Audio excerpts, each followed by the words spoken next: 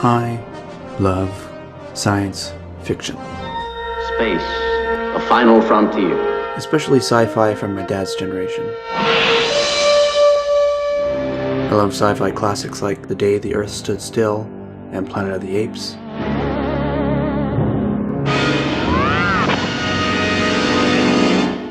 I love the Golden Age works of Asimov, all the way up to the new wave with Frank Herbert's Dune.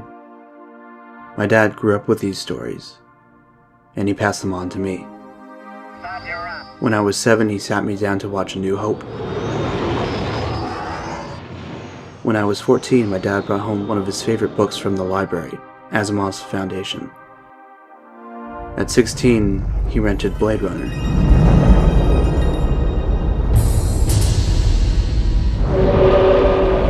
Each of these offer different takes on the state of humanity. That's what I love about the genre, that there is no set story, no meta-narrative beyond the basics, such as the relationship between man and technology. And you can see that change over time when comparing the pulp adventures of the 30s to books like Neuromancer. Co-author of The Expanse, Ty Franck, in an open Q&A promoting the series' 4th book, noted that most science fiction is written about the time it was written in. That's why sci-fi out of the 40s and 50s is about invading aliens with the Red Scare, or nobility through technological progress. And with rising crime rates and the fear of Reagan economics, science fiction in the 80s tended to be dystopian.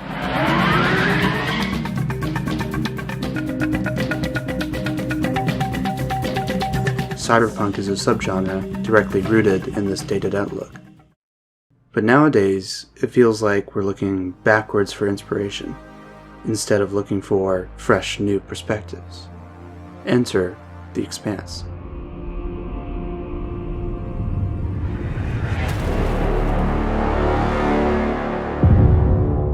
The Expanse is an Amazon space opera series based on a series of novels by Ty Franck and Daniel Abraham, otherwise known as James S.A. Corey. When I watch The Expanse, I often find myself feeling the same excitement I had when discovering the books and movies my dad would offer me when I was growing up. I'd like to explore why that is and why The Expanse feels so fresh.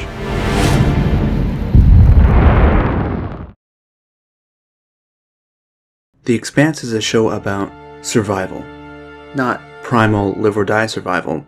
No, I mean, it's about the implications of surviving in space. What does humanity look like when it no longer shares the same planet with the same gravity? When those who grow up in low gravity have almost no chance of returning to Earth or even seeing an ocean? In The Expanse, the weight of survival hangs on everyone's shoulders. It influences the actions of everything, from planetary governments down to each individual. The Belters, people born and living in the asteroid belt, are lanky and undernourished. Water and air are more precious than gold to them. Their tattoos follow the burn mark patterns left by old spacesuits. They're a culture shaped around the struggle to survive.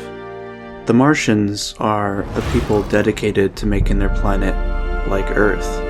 They dream of seeing oceans, of breathing outside their dome cities. But it's the constant threat of conflict with Earth that keeps them from realizing this. Earth and Luna are a fading power. About half of its population lives on basic assistance, with no way out except for job lotteries. With its aging fleet, the UN Navy is past its prime, its advantage being the sheer amount of ships at its disposal. Earth fears the reality where Mars becomes stronger and imposes its own will across the solar system.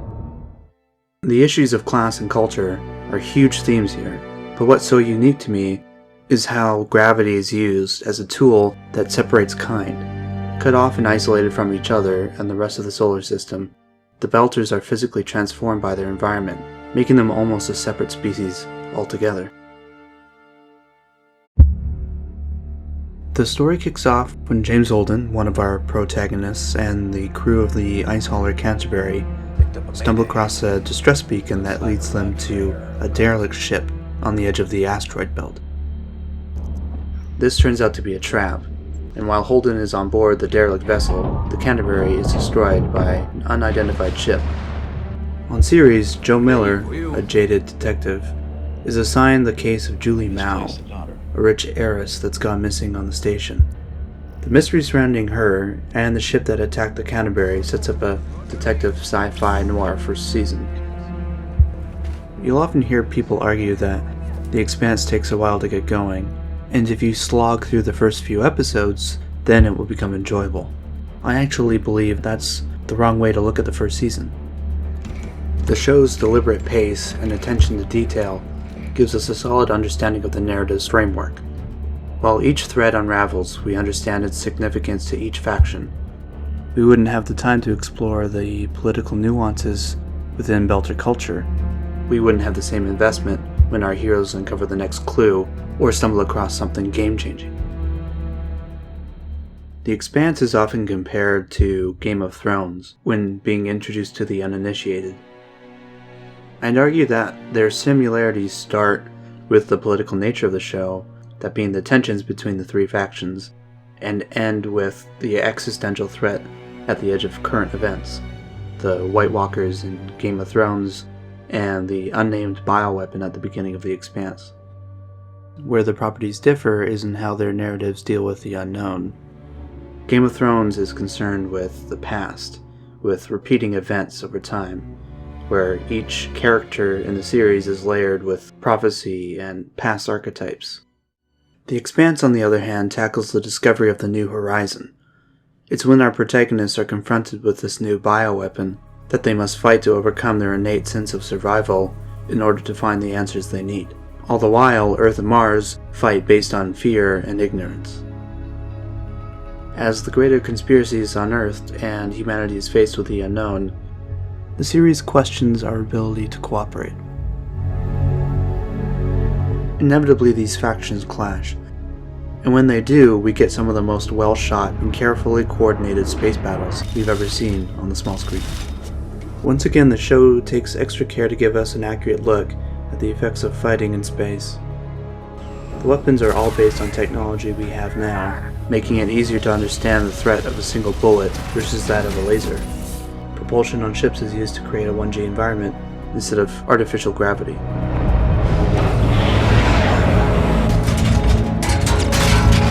The reality of light delay means that communication between stations or ships could take hours. Instead of limiting what can be shown, this realism is mined for drama instead. Suddenly, there's more to the equation than who shoots faster or what ship is bigger. A vital message from the UN in the middle of battle could arrive too late.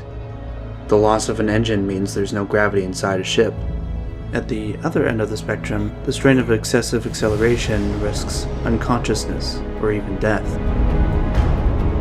This is what I love most about The Expanse.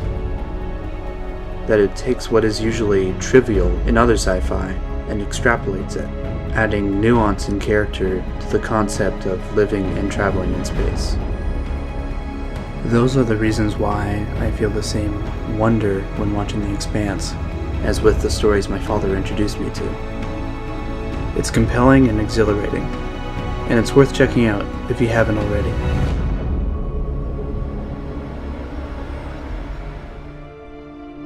Sci-fi will always be something I share with my father, and coincidentally, it's his birthday today, so happy birthday, Dad.